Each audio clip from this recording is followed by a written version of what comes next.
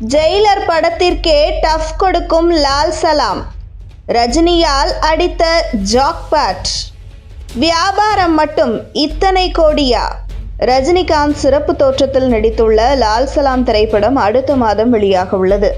இப்படத்தின் ப்ரமோஷன் வேலைகள் விறுவிறுப்பாக நடைபெற்று வரும் நிலையில் இப்படத்தின் வியாபாரமும் அமோகமாக இருப்பதாக தகவல் வந்துள்ளது. ரஜினியின் நடிப்பில் கடைசியாக ஜெயிலர் திரைப்படம் வெளியானது. மிகப்பெரிய எதிர்பார்ப்புக்கு மத்தியில் வெளியான இப்படம் மாஸ் ஹிட் அடித்தது. கிட்டத்தட்ட 700 கோடி ரூபாய் வசூலை பெற்று சாதனை படைத்தது ஜெயிலர். அதன் பிறகு ரஜினியின் நடிப்பில் லால் சலாம் திரைப்படம் வெளியாக உள்ளது. என்னதான் இப்படத்தில் ரஜினி சிறப்பு தோற்றத்தில் நடித்திருந்தாலும் இது ரஜினியின் படமாகவே ரசிகர்களால் பார்க்கப்படுகிறது. தனது மகள் ஐஸ்வர்யாவின் இயக்கத்தில் ரஜினி முதன்முறையாக நடிக்கின்றார் என்ற எதிர்பார்ப்பும் மறுபக்கம் இருந்து வருகின்றது. இந்த நிலையில் கிரிக்கெட் மற்றும் மதங்களுக்கு இடையே நடக்கும் அரசியலை பற்றி பேசும் படமாக லால் சலாம் உருவாகியுள்ளது. விஷ்ணு விஷால் மற்றும் விக்ராந்த் நாயகர்களாக நடிக்க AR ரஹ்மான் இப்படத்திற்கு இசையமைத்துள்ளார். பிப்ரவரி 9 வெளியாக உள்ள இப்படத்தின் இசை வெளியீட்டு விழா சமீபத்தில் சென்னையில் நடைபெற்றது. இவ்விழாவில் ஐஸ்வர்யா பேசிய சில விஷயங்கள் சர்ச்சையை ஏற்படுத்தியது.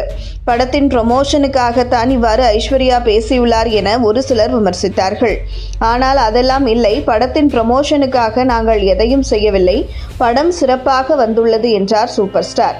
இந்த நிலையில் லால் சலாம் திரைப்படத்தில் ரஜினி 40 நிமிடங்கள் மட்டும்தான் வருகிறாராம். இருப்பினும் லால் சலாம் திரைப்படத்தை ரஜினியின் படமாகத்தான் ரசிகர்கள் பார்க்கின்றனர். ரசிகர்கள் மட்டுமல்லாமல் பட விநியோகஸ்தர்களும் லால் சலாம் திரைப்படத்தை ரஜினியின் படமாகத்தான் பார்த்து வருகின்றனர். அதன் காரணமாகத்தான் இப்படத்தின் வியாபாரம் அமோகமாக இருந்து வருகின்றதாம். கேரளாவில் அதிக விலைக்கு லால் சலாம் திரைப்படம் வாங்கப்பட்டதாக தகவல் வந்த நிலையில் தற்போது லால் சலாம் படத்தின் ஹிந்தி உரிமையும் மிகப்பெரிய தொகைக்கு விற்கப்பட்டுள்ளதாம்.